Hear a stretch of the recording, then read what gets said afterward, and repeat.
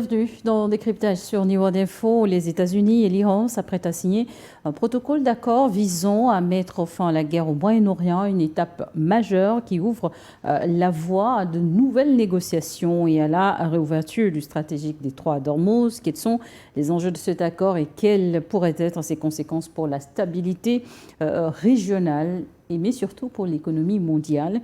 On en parle avec vous, Mamadou Diouf. Bonsoir. Bonsoir, Charlotte. L'Iran et les États-Unis, donc déjà ce lundi, ont convenu de mettre en place des canaux de communication afin de maintenir ouvert le détroit d'Ormuz d'une importance vitale et de mettre fin au combat, surtout au Liban. Mais en quoi ceci peut-il être considéré comme un tournant majeur pour le Moyen-Orient? En fait, ce ne sera pas un tournant majeur pour le Moyen-Orient seulement, ça risque d'être un tournant majeur pour le monde entier. Parce que quand vous regardez de très près cette affaire, plus personne ne veut de cette guerre, sauf Israël. Puisque Israël a un problème, il voulait affaiblir au maximum l'Iran et ça n'a pas marché.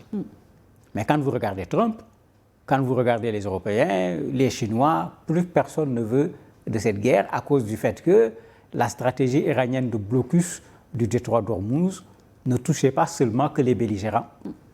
Ça fait que tout le monde se dit, attendez, ça suffit, il faut arrêter avec cette guerre. L'autre chose, c'est comme si Trump se rend compte que les Israéliens l'ont berné en l'ayant mis dans cette guerre. Qu'on rappelle qu'au départ, on disait que l'Iran est en train d'enrichir de l'uranium, c'est pas normal, on va l'empêcher d'enrichir de l'uranium. Ils avaient dit qu'ils vont faire tomber le régime iranien. Ils avaient dit beaucoup de choses, hein. Les armes balistiques, il n'est pas question que l'Iran les possède. Quand vous lisez les 14 points, aucun des points ne parle de tout cela. De deux choses l'une, ils se moquent du monde, ou bien on est revenu à la guerre en Irak. On a fait une guerre sur la base encore d'un mensonge, comme cela avait été fait contre Saddam Hussein. À ce moment, Trump est là, il est au plus bas niveau aux États-Unis aujourd'hui. Israël, généralement soutenu par les Américains, est au plus bas niveau au niveau des États-Unis. Mais attendez, ce n'est pas pour la paix dans le monde seulement qu'ils sont en train d'arrêter la guerre. Eux-mêmes sont contraints aujourd'hui, Trump en particulier, d'arrêter cette guerre. Et après des semaines de négociations, de tensions militaires, quels facteurs, selon vous, ont poussé aujourd'hui Washington et Téhéran à privilégier surtout la voie diplomatique? En fait, une chose est claire, Israël et les États-Unis, en attaquant l'Iran, se disaient qu'on va faire une guerre à l'Allemagne, à Hitler, ce qu'on appelle Blitzkrieg. Je ne suis pas sûr de la prononciation. Faire une guerre éclair, en 4-5 jours, écraser l'Iran. Ça n'a pas marché. Ils ont essayé autre chose, une sorte de guerre d'usure en détruisant des infrastructures pour les faire réfléchir, en éliminant des personnalités. Ça n'a pas fait flancher l'Iran. Parce que pour ceux qui suivent, la première proposition de négociation iranienne, si les gens ne l'ont pas oublié, vous retrouvez l'essentiel de ce que l'Iran avait proposé dans ce document actuel, qui est plutôt le document iranien que le document américain. Bien que Trump, à chaque fois que les Iraniens ont sorti un document, a démenti, ceux qui voyaient les deux propositions savent que c'est sur la proposition iranienne que la négociation a eu lieu au niveau du Pakistan. Mais ça veut dire que même si l'Iran militairement était plus faible face aux États-Unis et à Israël, stratégiquement, l'Iran a été beaucoup plus fort que les deux pays. Et d'un point de vue diplomatique, c'est Trump qui l'a dit lui-même, leurs diplomates sont doués. Parce qu'il a vu leur jeu pendant les négociations. Mais on va sortir d'une guerre où, en principe, l'Iran devait être perdant à tout point de vue. Parce que c'est son pays qui était pratiquement le théâtre des opérations. Donc il y a eu plus de destruction là-bas. On s'attendait à ce que le régime tombe. Ce n'est pas le cas. Mais dans les accords, ce qui a été détruit, il est prévu au moins 300 milliards de dollars pour la reconstruction au niveau de l'Iran.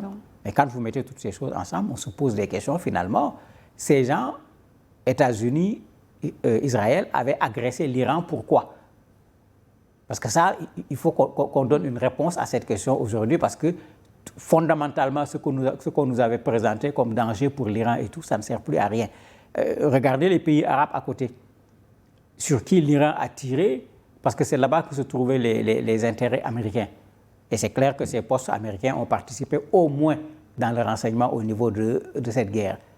Ces pays avaient pris les États-Unis comme protecteurs, surtout par crainte par rapport à l'Iran. Ce n'est pas par crainte par rapport à Israël, c'est surtout par rapport à l'Iran. Aujourd'hui, ça fait l'effet contraire. L'Iran va sortir renforcé et ces pays arabes, Trump même leur demande de participer aux 300 milliards qui vont permettre de reconstruire l'Iran. Mais ça veut dire que l'Iran donne une leçon au monde. On peut ne pas être un très grand pays, croire en une cause, préparer sa population et son armée pour pouvoir défendre un pays, mais sur le plan international, demain, plus personne ne regardera l'Iran comme on regardait l'Iran auparavant.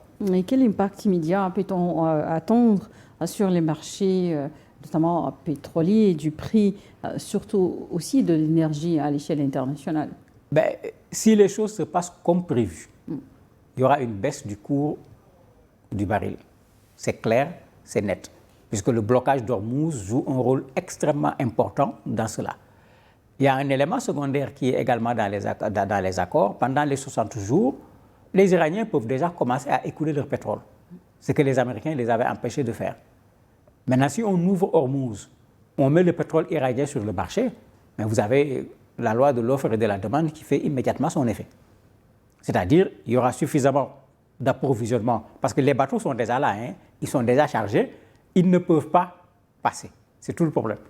Si on les laisse passer sur le marché international, on aura une quantité importante de pétrole. Et cette quantité va se traduire par une baisse du baril automatiquement.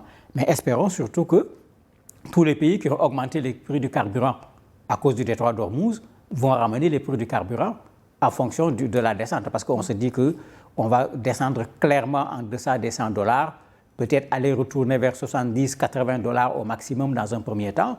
Et par la suite, si l'économie mondiale est rassurée, le baril peut descendre davantage. Parce que le baril n'était pas à 80 au moment de la guerre. L'accord prévoit une période de 2 mois supplémentaire pour les négociations, mais quels sont les points principaux du dossier qui restent encore à discuter ou à régler? En fait, ce qu'on appelle accord, c'est un accord de principe. Il faut régler beaucoup de choses.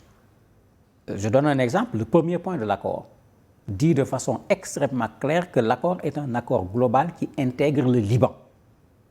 Pourtant, Israël continue à bombarder le Liban.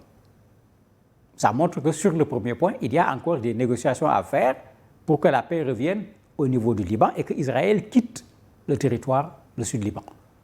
Parce que Netanyahou a dit « je ne quitte pas », mais le Hezbollah a dit « ils ne resteront pas ». Ça veut dire que ce premier point de l'accord ne sera pas réglé seulement dans les négociations en Suisse. Il va falloir résoudre ce problème entre le Liban et Israël pour que l'accord puisse aller beaucoup plus loin. Vous avez la question du nucléaire. On ne dit plus à l'Iran, tu ne vas plus enrichir l'uranium. On lui reconnaît le droit aujourd'hui d'enrichir l'uranium. Le problème, c'est le pourcentage. Raison pour laquelle l'Iran a accepté que l'AIEA revienne pour constater et pour contrôler. Mais l'Iran gagne parce que l'Iran va continuer à enrichir de l'uranium, alors que Trump avait dit qu'il n'est pas question que l'Iran puisse enrichir de l'uranium.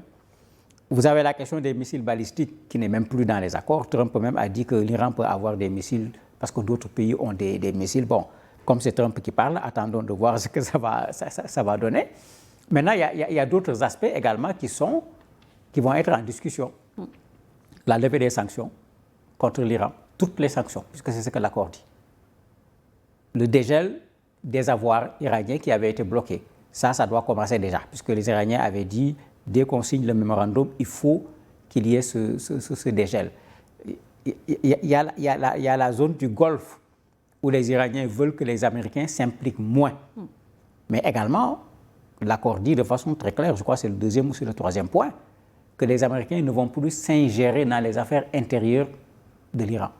Mais tout ça, ce n'est pas parce qu'on l'a écrit que c'est terminé. En Suisse, actuellement, il y a ce qu'on appelle une négociation technique sur chaque aspect pour que les choses soient clarifiées et qu'on sache de part et d'autre qu'est-ce que chacun doit faire, qu'est-ce que chacun ne doit pas faire. C'est pourquoi il y a les 2 mois qui sont prévus pour cela. Mais quand on lit l'accord de façon profonde, ce n'est pas les cessez-le-feu temporaires habituels. C'est un cessez-le-feu définitif. Parce que le premier point est clair. Quand on le lit, le premier point exprime clairement un cessez-le-feu définitif. Un cessez-le-feu définitif, mais cet accord peut réellement garantir une paix durable?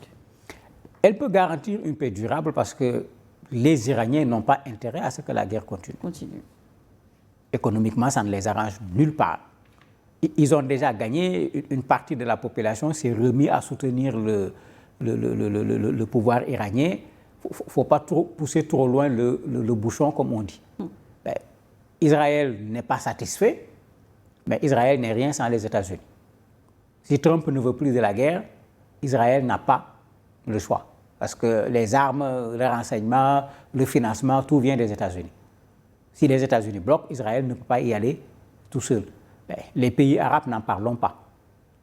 Eux, ils subissaient indirectement une guerre où ils n'étaient pas directement impliqués. La communauté internationale également, plus personne ne veut de cette guerre. C'est pourquoi vous avez vu, quand on a parlé de ce mémorandum, de façon générale, l'accueil a été le même un peu partout. C'était une sorte de ouf de soulagement. Tout le monde voulait que la guerre finisse. Vous avez vu le G7 qui avait un programme où l'Ukraine devait être le point le plus important, mais l'Ukraine a été occultée. On a vu Trump, puisqu'il aime les médias, signer là-bas un accord, même tout seul, ce qui quand même une avancée majeure dans les discussions. Et quel rôle, justement, ont joué les médiateurs internationaux, le Pakistan ou encore la Suisse dans les discussions? Le Pakistan a joué le plus gros rôle et le meilleur rôle. À côté du Pakistan, il y a eu le Qatar. Bon, il y a la Suisse actuellement qui vient pour les derniers éléments. Parce que n'oubliez pas que pendant les négociations au Pakistan, souvent il y a eu des blocages. Il y a eu même des faux rendez-vous. On a dit on se retrouve tel jour, personne n'est venu parce qu'il y avait des exigences de part et d'autre. Quand les exigences n'étaient pas respectées, l'une des parties refusait d'y aller au point que parfois on a douté même que l'accord va continuer. Pendant le premier cessez-le-feu, il y a eu des affrontements. L'Iran a bombardé Israël qui bombardait le Liban. Les Américains ont bombardé l'Iran qui a bombardé à nouveau les pays du Golfe. Je crois qu'ils se sont suffisamment testés pour savoir que ce côté militaire ne peut pas résoudre le problème. Et chapeau à la diplomatie du Pakistan qui a réussi à faire en sorte que pendant que ces périodes étaient difficiles, les Pakistanais se déplaçaient en Iran, aux États-Unis pour insister pour que les gens ne quittent pas la table de négociation. Quel que soit là où ça va aboutir, c'est clair que d'un point de vue diplomatique, le Pakistan s'en est sorti la main vraiment très haute. Et suite à cette normalisation progressive entre Washington et Téhéran, est-ce qu'on peut s'attendre à une recomposition des alliances au Moyen-Orient? Ça, c'est très clair. Je me demande quelle sera l'attitude des monarchies du Golfe. Parce que, dans les accords, Trump avait dit qu'il ne va pas signer les accords si l'Arabie saoudite et les autres pays arabes ne signent pas les accords d'Abraham. Personne n'a signé. Parce que ces pays arabes, aujourd'hui, Trump les a mis dans plusieurs problèmes à la fois. Au départ, ces pays arabes avaient un problème parce que combattre l'Iran, c'était se mettre du côté d'Israël, ce que leur population n'allait jamais accepter. Ça fait que ces pays ont été bombardés. Vous ne les avez pas vus bombarder l'Iran alors qu'ils avaient de quoi pouvoir répondre à l'Iran en termes de bombardement. Ces pays ont perdu en matière de crédibilité parce que comment un pays se fait bombarder et puis il est là, il ne réagit pas, alors que ce sont les plus gros acheteurs d'armes du monde aujourd'hui. Ça pose problème. Leur population va se demander, mais tout ce qu'on a dépensé sur le plan militaire, ça sert à quoi? Ces Américains qu'on a déposés ici pour nous protéger, ça sert également à quoi? Le deuxième élément, ces pays arabes ont toujours eu peur de l'Iran. Au point qu'on se souvienne que quand le Qatar avait commencé à avoir des relations très fortes avec l'Iran, ils avaient même créé une sorte de blocus, de boycott du Qatar en trouvant qu'ils allaient très loin en matière de relations avec l'Iran à l'époque. Il y a une crainte par rapport à l'Iran. Ces pays vont devoir s'asseoir à nouveau et réfléchir sur leur stratégie. Et c'est très simple. La diplomatie commence par le voisinage. Ils n'ont qu'à faire la paix avec l'Iran, gérer ensemble leur espace commun. Parce que quand on dit le Golfe, c'est eux tous qui sont là-bas. Souvent, on ne parle pas de l'Iran, mais ils sont tous dans la zone. Si la zone est stable, ça fait l'affaire de tout le monde. Si la zone n'est pas stable, cette guerre n'était une guerre que contre l'Iran, pas contre les autres pays, mais il n'y a pas un seul des pays qui n'en a pas subi les conséquences, et très fortement même pour certains pays, puisque leur espace a été bombardé. Regardez Dubaï, où les hôtels qui étaient tout le temps remplis ont fini par casser les prix pour faire en sorte que les populations de Dubaï viennent voir le luxe qui existe là-bas, alors qu'auparavant, c'était plutôt pour des étrangers bien riches que ces hôtels avaient été faits. Ça veut dire que l'économie du pays est en train de tomber tout simplement. Mais donc ces pays ont intérêt à revoir leurs relations avec l'Iran et à reconsidérer également leurs relations avec les États-Unis, puisque si le principe c'était la protection, je ne vois pas où se trouve la protection aujourd'hui. Et au-delà des considérations géopolitiques, quel bénéfice concret cet accord pourrait-il apporter aux populations touchées par le conflit en Iran? Le premier bénéfice, c'est le retour à la paix. Souvent, on ne le comptabilise pas, alors que quand il n'est pas là, tout le reste n'est pas là. C'est le retour à la paix qui permet de reprendre les activités sur le plan économique. C'est le retour à la paix qui va permettre aux navires commerçants, puisqu'on les oublie, on a tellement parlé de pétrole, de gaz, on a oublié qu'il y a les navires marchands, comme on les appelle, qui font partie également de l'affaire, vont pouvoir reprendre leurs activités. Mais ceux qui ont leurs affaires à l'interne, ceux qui sont dans l'import-export, ceux qui sont en partenariat avec d'autres, tout le monde va pouvoir reprendre progressivement son activité. Mais l'autre élément pour les populations, mais il n'y aura plus ces sirènes qui, quand elles sonnent, tu te demandes si la bombe va tomber sur ta tête, sur ta maison ou sur la tête de ton enfant. Psychologiquement, ça n'a pas été facile pendant 100 jours d'entendre des sirènes sonner et de ne pas savoir si on va intercepter les missiles ou si on ne va pas l'intercepter. Merci, Mamadou Diouf, merci d'avoir accepté à répondre à nos questions. Merci à vous également de nous avoir suivis nos décryptages sur Niveau Info.